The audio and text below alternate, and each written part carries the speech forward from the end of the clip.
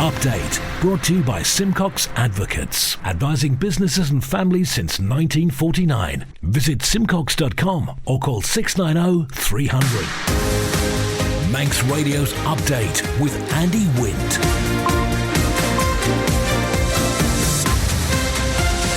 Faster my good evening, it's 5:30. This is Update for Thursday, 20th of July 2023 from Manx Radio. 30 minutes to look at the latest news on the Isle of Man and background to the news, sport and business and sea watch and travel updates, and the newsmakers in person this evening. Still no start date for the new boat.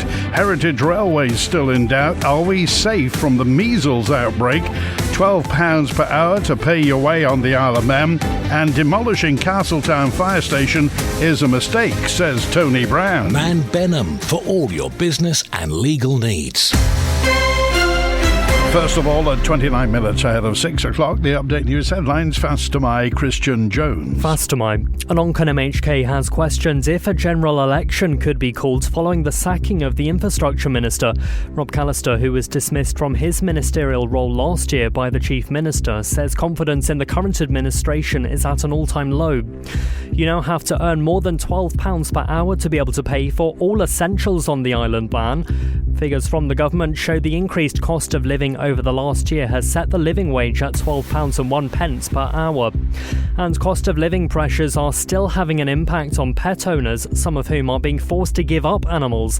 The Manx SPCA, which cares for and rehomes animals on the island, says it's still seeing an increase in the number of animals being handed to the charity since the start of the year.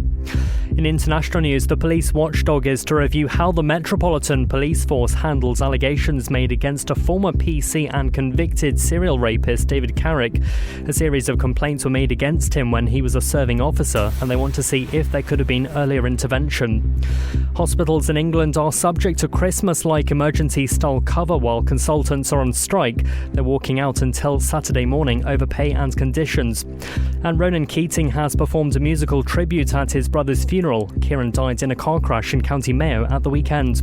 Those are the Update News headlines. Next at 6. Man Benham. Contact us by phone, video call, email or face-to-face. We're happy to connect with you. Manx Radio Weather with Manx Glass and Glazing. Goromaya, thank you, Christian. From the Ronalds Way Met Office, there's no wind warning in operation for the North Irish Sea. State of sea is slight. The weather this evening, dry with a light, locally moderate northwest, thickening cloud after dark, risking some intermittent showers overnight. Minimum temperature 12 Celsius. And for Jehenya, morning showers on a moderate westerly, becoming isolated, top temperature 17. Patchy rain returning Friday evening, down to 13 through the night. Into Saturday, and for Jasan, sporadic showers on a moderate to fresh southwesterly, becoming persistent for a time and up to 17 Celsius. Tide's on the way out. Low waters 2 minutes past 8. Sunset 23 minutes before 10. High tide 8 minutes after 2 a.m. Sunrise 13 minutes past 5. And the morning low water at 17 minutes to 9. Visit the Manx Glass and Glazing website and see a range of products from windows to doors, mirrors to splashbacks. manxglass.com. Well, we've all seen her, but it's not yet known when the steam packet's new flagship Manxman will enter service. But when it does, it's set to begin with daytime-only sailings. The story from Lewis Foster. The Manxman was officially welcomed earlier this month. But when paying passengers will be allowed aboard is yet to be revealed. We know eventually the Manxman will take over the Ben Macree on the Heysham route entirely, but for starters, the steam packet says it will only operate the 8:45 a.m. sailing and the return sailing at 2:15 in the afternoon. The company says this is to give the new boat's crew a greater opportunity to maximise training and familiarisation. It says passengers booked to travel over the summer months may see Ben Macree or Manxman as the vessel named on their tickets. However, due to the complex and not entirely predictable nature of commissioning and readying for service a brand new vessel, it says there is no guarantee that Manxman will operate any particular sailing, and there may be last-minute changes of vessel with no notice. Isle of Man Steam Packet Managing Director Brian Thompson says, "We've always been clear Manxman will only enter service when her crew, the shoreside team and regulators are happy she is ready. Getting a brand new vessel up to exciting standards of safety needed for daily passenger service in the Irish Sea is a complicated task and there are no shortcuts." He added, "We've got a great team working literally around the clock to have Manxman ready for service, but we're not going to push for an artificial date. Manxman will be in service when Manxman is ready for service. We fully appreciate the travelling public's interest in Manxman," he says, "and we are just as keen to have her in regular use, welcoming passengers on board.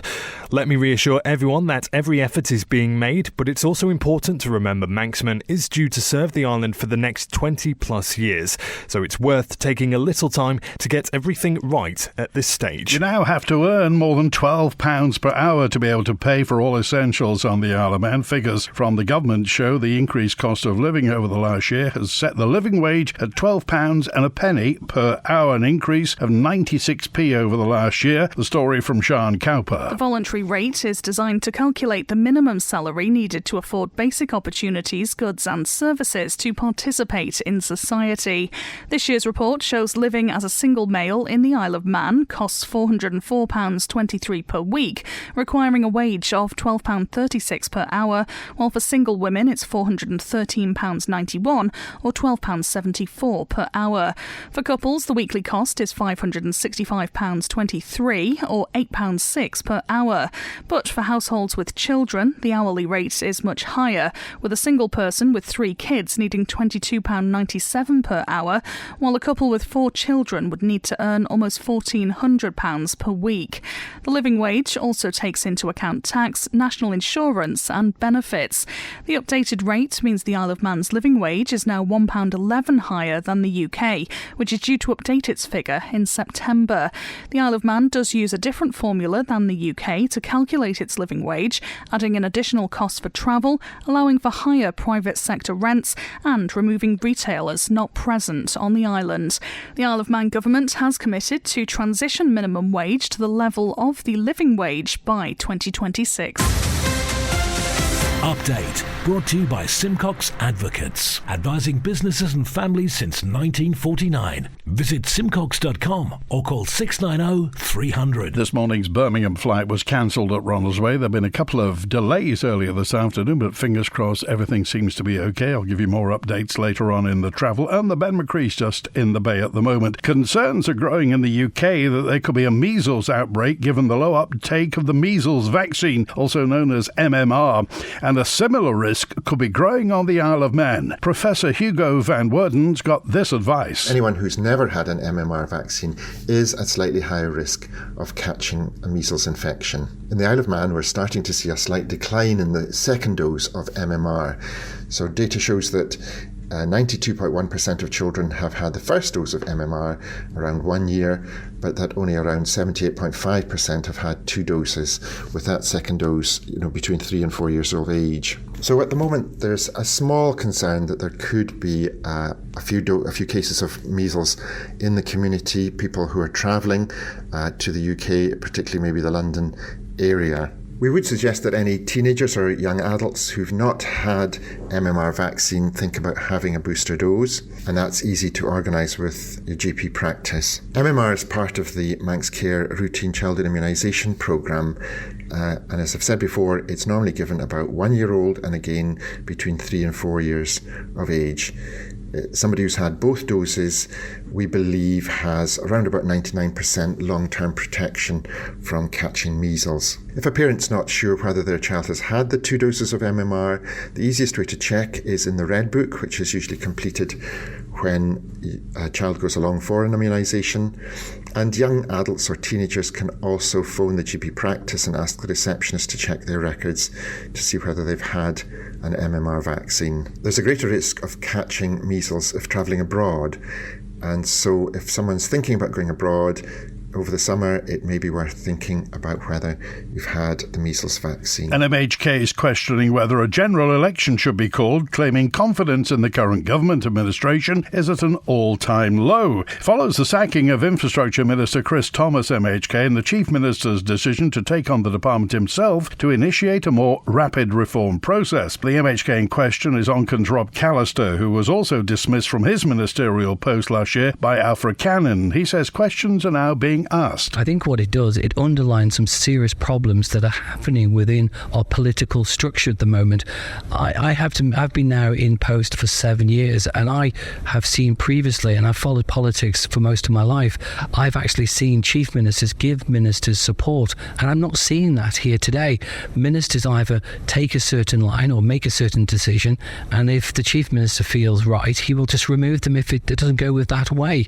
And I think we've got to put more confidence and trust in our ministers, who are having to do a very difficult job and having to make very difficult decisions on behalf of our island, and a lot of those decisions are based on evidence from professionals within the department. You made some suggestions on Facebook that if this was happening in the United Kingdom, there would be calls for a general election. Were you serious? Well, I think if this was in the UK, our structure was in the UK, I think there would be people asking for a general election. I think confidence in this particular administration is incredibly low, and I think we've got to turn this around. We've got 3 years left of this administration. I think we need to start delivering. We need to start delivering better education, better health services, and better housing provision. These are all things that are happening, but we just seem to be fighting within ourselves instead of focusing on the job that we are elected to do on behalf of the people. And I know from speaking to many of my own constituents, confidence in this administration is at an all-time low. And I think there's going to be many MHKs over the summer period, backbench MHKs over the summer period, having a real hard look. Is this island going in the right direction? Have we got the right leadership to lead us for the next 3 years? Sea Watch with the Isle of Man Steam Packet Company. Mothership Ben-my-Chree departed Heysham at 2:08. She's safely in the harbour, just going astern onto the link span now. Will be leaving at 7:45 for Heysham, arriving at 11:30. Overnight departure from Lancashire's 2:15, back to Douglas at 6 tomorrow morning. High-speed craft Manannan left Douglas at 2:50. She's in Liverpool now. She'll be on the link span fairly shortly, departing at 7:15 this evening, back to Douglas at 10 tonight. Tomorrow morning's departures, Friday morning departures, 7:15, Manannan heads to Liverpool, 8:45, Ben-my-Chree to Heysham. Follow the Steam Packet on Twitter for the latest sailing information.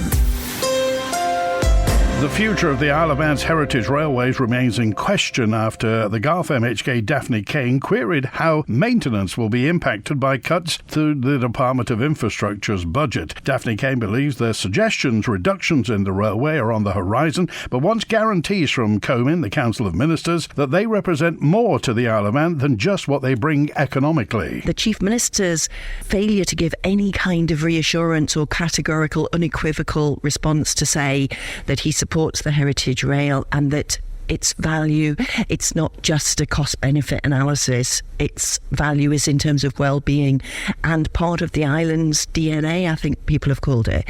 What I was really saying and wanting to drill down was when the section of Loch Bron was de-scoped back in 2021, was he the Treasury Minister that signed it off to say, ditch that bit? I don't get any sense from Mr Cannon that he greatly cares for the heritage railways on the island other than assessing its economic benefits, and it's so much bigger than that. Then we've got the public consultation that's open, but the public consultation doesn't really bear any relation to the terms of reference. It's very superficial in a way. It's, do you use the railways? Are you a resident or visitor? How often do you use them? Which stations do you go to? But I'm not sure that is really going to inform the kind of review that seems to be on the cards. No, that's very suspicious. And from a democratic perspective, once Tynwald has supported a course of action and a clearly set policy, I would feel that government should return to Tynwald to change that policy if there is an imperative to do so. But to do it just Treasury or Council of Ministers signing it off, no, there's no democratic legitimacy there at all. Manx Radio Business Briefing. At 16 minutes before 6, in corporate news, Hikma Pharmaceuticals jumped, with traders pointing to news that a major Pfizer injectables plant in North Carolina was hit by a tornado and heavily damaged on Wednesday. Traders said that according to Bloomberg Television, the production that'll be lost from the Pfizer plant can be easily replaced by Hikma, which produces the same injectables. And for a full daily market report, go to ramseycrookall.com. Mixed fortunes at Netflix after a glut of people signed up for the service this spring after the streaming giant cracked down on password sharing. Netflix ended June with more than 238 million subscribers, adding 5.9 million members since March. That was bigger than expected and follows efforts by the company to reignite growth following subscriber losses last spring. It's also facing challenges from the ongoing strikes in the United States by writers and actors. Netflix said it'll spend considerably less on content this year as a result of the walkout, the industry's biggest in 6 decades. Netflix boss Ted Sarandos said the strike needs to be concluded and said the company was committed to reaching an equitable agreement. Netflix has been fighting a sharp slowdown in growth since the pandemic. As streaming competition heats up, households contend with rising costs, and it reaches what some analysts see as saturation point in some of its biggest markets. The Stock Market Report. Brought to you by Ramsey Crookall. UK and European markets closed higher. US stocks were mixed and oil crept higher as a lower than expected drop in US crude inventories and a weaker demand outlook kept investors cautious, and gold eased from a 2-month high. The numbers from Ramsey Crookall at the close in London. The FTSE 100 closed up 0.75% at 7,646. The DAX in Frankfurt was up 0.6% at the close at 16,204. Short time ago in New York City, the Dow Jones Industrial Index up 0.8% at 35,346. The Nasdaq Tech Stocks Index down just over 1% at 14,203. And in Chicago, the S&P 500 is down 0.2% at 4,555. In the exchange markets, the British pound sterling is trading at $1 28.5 cents, €1 15.3 cents, and 23 South African rand 8.6 cents. In commodities, gold's down 0.4% at $1,968 per troy ounce, and a barrel of Brent crude's down 0.4%, currently $79.19. You've got an investment plan? Yeah, Mike set it up. But don't you need loads of money to do that? Not this one. It's called Shearwater from Ramsey Crookall, and you pay in monthly as little as £100. So it's like saving regularly, really helping us invest in the future for a house, or the kids' education. £100 a month? I could easily do that. You should. The sooner you start, the better. Invest in your future with as little as £100 a month. Shearwater from Ramsey Crookall, the island's investment specialist for 75 years. Call 717171 or visit ramseycrookall.com.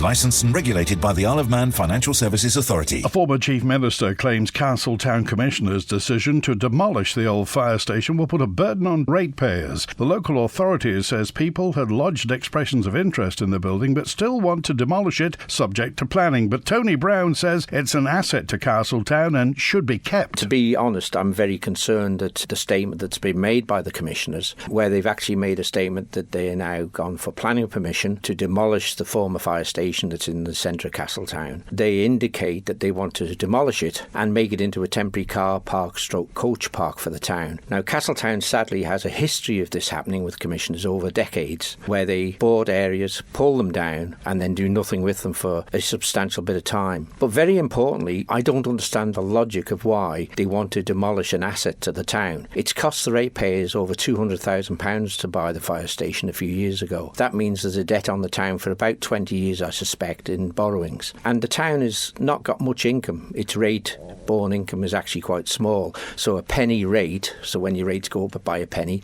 that will get Castletown just over £2,000 income in. So when you look at that and say, here's a building that was worth in excess of £200,000 a few years ago. There's a borrowing on it for a substantial period of time.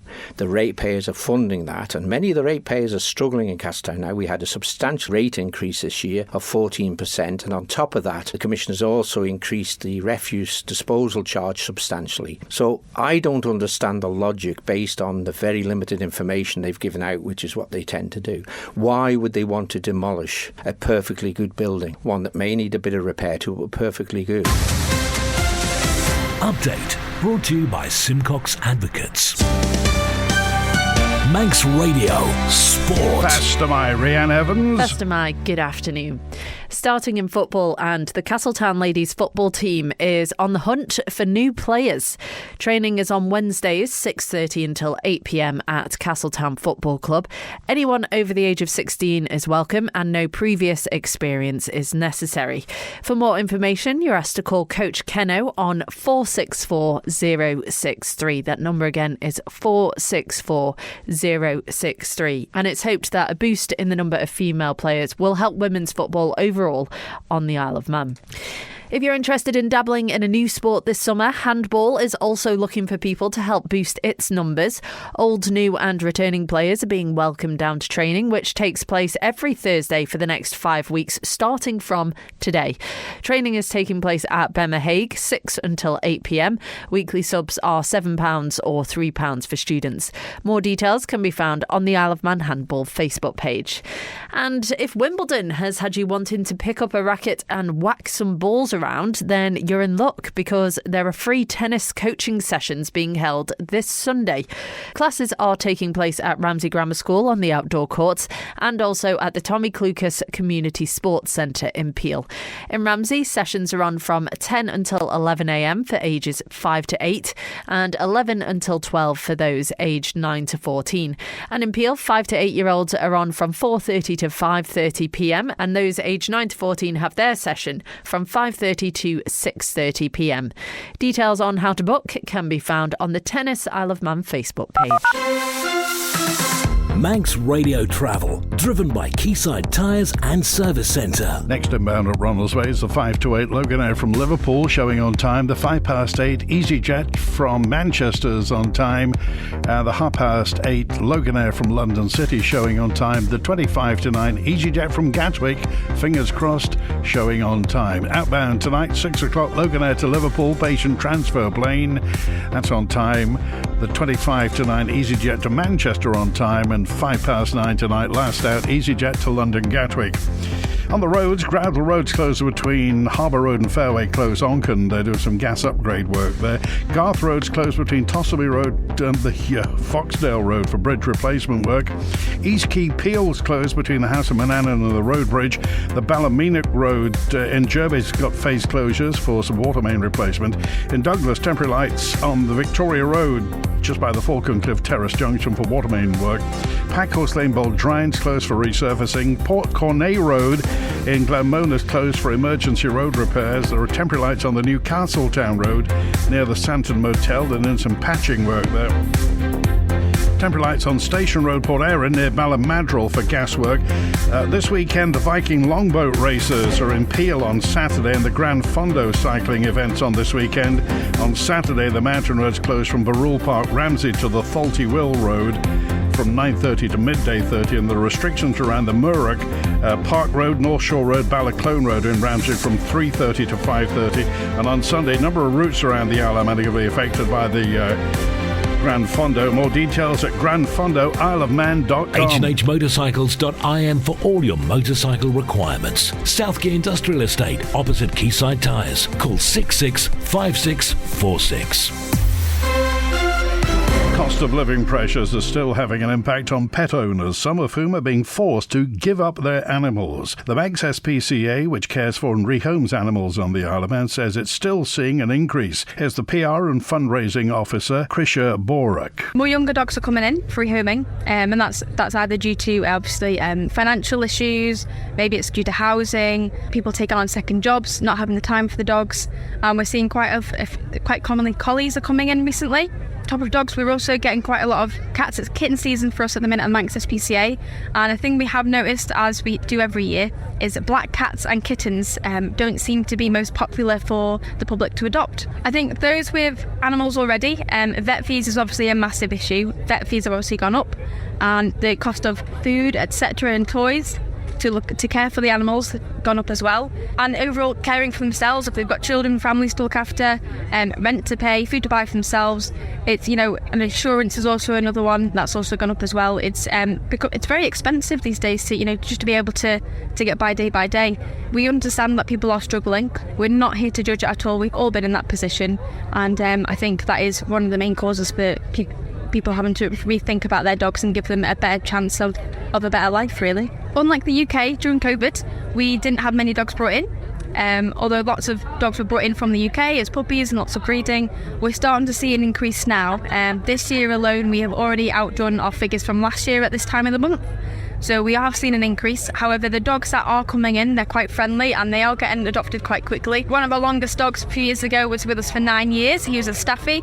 He eventually got adopted. So we do keep them until they find their forever home. This is the most listened to Isle of Man news source, and Manx Radio's Update is the Isle of Man's most downloaded news podcast. Faster by, good evening. It's 5 minutes before 6. Parents and carers take a big deep breath. Tomorrow, school's out until back to school on Wednesday, the 6th of September. Don't say you weren't warned. Businesses on North Quay Douglas are enjoying the footfall from the Douglas Food Market, according to Councillor Andrew Bentley, who helped organise this outdoor event. Well, for the businesses down there, they're saying that the footfall's good for them. That's the feedback that I've had from the businesses that I've spoken to, certainly the hospitality ones anyway. Yeah, we've got the space, and this is what happens all over the rest of the world, that when you have a space, you've suddenly got somewhere where you can actually do things. And this is one of the things that I picked up very much on the doorstep, that people want to live in a town where things happen, and this was a great opportunity. But for making things happen, you need a space, and we're a town that doesn't have a proper town square. North Quay was probably the most logical place to do it. People want them, and the traders keep wanting them, then I can't see why they can't just keep going on indefinitely. I mean, they lasted an awful long time in Victorian times down there, and it was only changes in patterns, people shopping patterns, that ended it in the end, and probably the creation of the market halls as well. But yeah, so far so good. That's it for Update tonight, compiled from the resources of Manx Radio's news department. Thanks to newsreader Christian Jones, producer Rhiann Evans. Stick around, Shankly with Marilyn Crellin's on. After 6 tonight, the greatest hits with Chris Kinley at 6:30. Morris Powell with a little light classical music at 9.